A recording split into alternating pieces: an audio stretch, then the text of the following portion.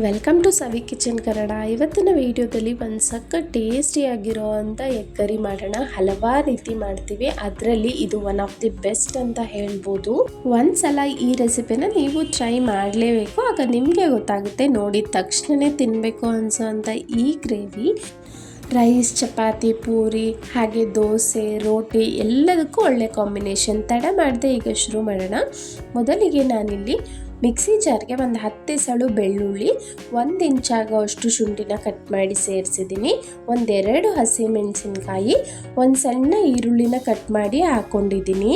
ನಂತರ ಒಂದು ಸ್ವಲ್ಪ ಪುದೀನ, ತುಂಬ ಹಾಕೋದಕ್ಕೆ ಹೋಗಬೇಡಿ, ಫ್ಲೇವರ್ ಡಿಫ್ರೆಂಟ್ ಆಗಿಬಿಡುತ್ತೆ. ಒಂದು ಅರ್ಧ ಇಡೀ ಹಾಕ್ಕೊಳ್ಳಿ. ಎಷ್ಟು ಪುದೀನ ತೊಗೊಳ್ತೀವೋ ಅಷ್ಟೇ ಕೊತ್ತಂಬರಿ ಸೊಪ್ಪು. ನಾನು ಒಂಚೂರು ನೀರು ಹಾಕಿ ಒಂದ್ಸಲ ಗ್ರೈಂಡ್ ಮಾಡಿಕೊಂಡೆ.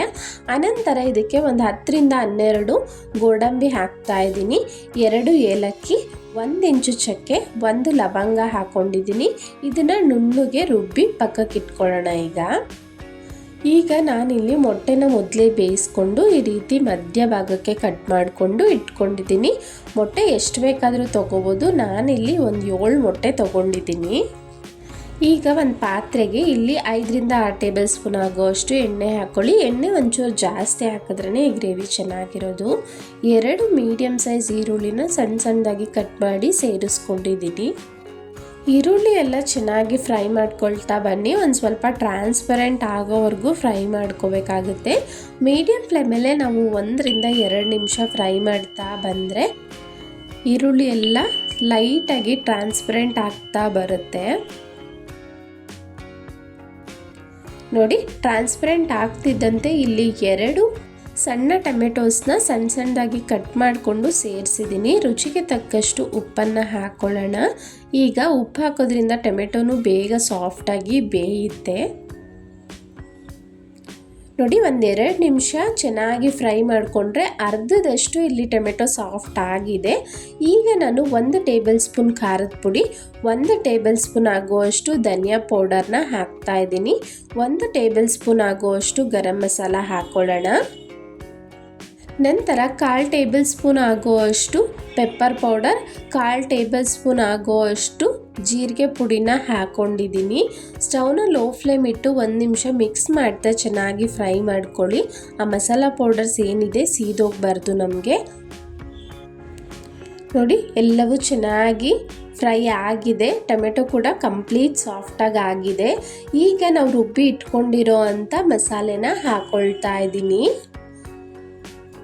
ಎಲ್ಲ ಹಸಿ ಪದಾರ್ಥ ಹಾಕಿರೋದ್ರಿಂದ ಈ ಮಸಾಲೆಯಲ್ಲಿ ಹಸಿ ಸ್ಮೆಲ್ಲೆಲ್ಲ ಹೋಗಿ ಎಣ್ಣೆ ಬಿಟ್ಕೋಬೇಕು. ಅಲ್ಲಿ ತನಕ ಫ್ರೈ ಮಾಡ್ಕೋಬೇಕಾಗುತ್ತೆ. ಮೀಡಿಯಮ್ ಫ್ಲೇಮಲ್ಲೇ ಚೆನ್ನಾಗಿ ಮಿಕ್ಸ್ ಮಾಡ್ಕೊಳ್ತಾ 1-2 ರಿಂದ 3 ನಿಮಿಷ ಫ್ರೈ ಮಾಡ್ತಾ ಬಂದರೆ ನೋಡಿ, ಎಣ್ಣೆ ಎಲ್ಲ ಸಪ್ರೇಟ್ ಆಗಿದೆ ಅಲ್ಲ.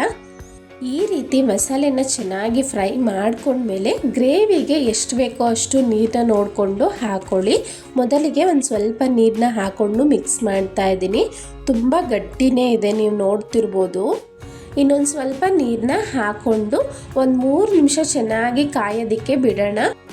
ಈ ರೀತಿ ಗ್ರೇವಿ ಚೆನ್ನಾಗಿ ಕುದೀತಾ ಇರಬೇಕಾದ್ರೆ ನಾವು ಬಾಯ್ಲ್ ಮಾಡಿ ಇಟ್ಕೊಂಡಿದ್ವಲ್ಲ ಆ ಮೊಟ್ಟೆನ ಹಾಕ್ಕೊಳ್ಬೇಕಾಗುತ್ತೆ.